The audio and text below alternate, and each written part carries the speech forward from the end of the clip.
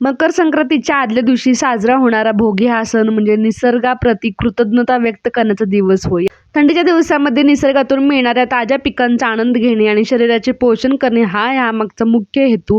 भोगीच्या दिवशी घराघरात एक विशेष भाजी बनवली जाते. याला काही ठिकाणी खेंगट म्हणतात, तर काही ठिकाणी भोगीची भाजी, तर काही ठिकाणी लेकुरवाळी भाजी सुद्धा म्हणतात.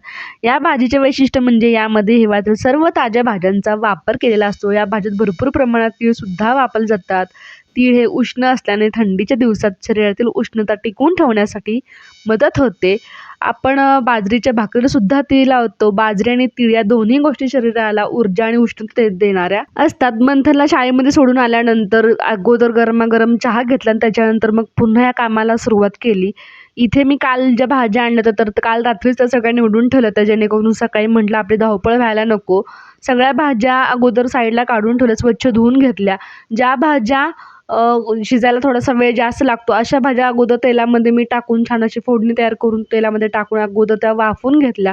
त्याच्यानंतर ज्या भाज्या पटकन शिजणार होत्या म्हणजे गाजर, बोर, वांग ह्या भाज्या पटकन शिजणार होत्या त्या भाज्या नंतर टाकून छान असं तिखट वगैरे सगळं घालून भाजी करून घेतली.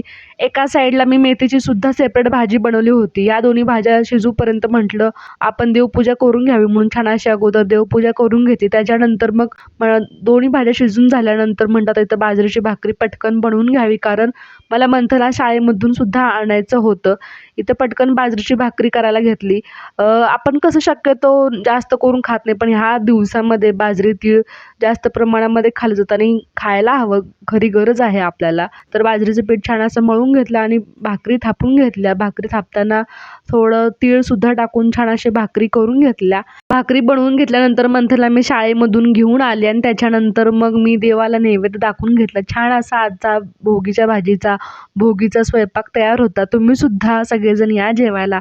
तुम्हाला सगळ्यांना भोगीच्या खूप साऱ्या शुभेच्छा. कसा वाटला मिनी व्लॉग नक्की सांगा. Bye bye.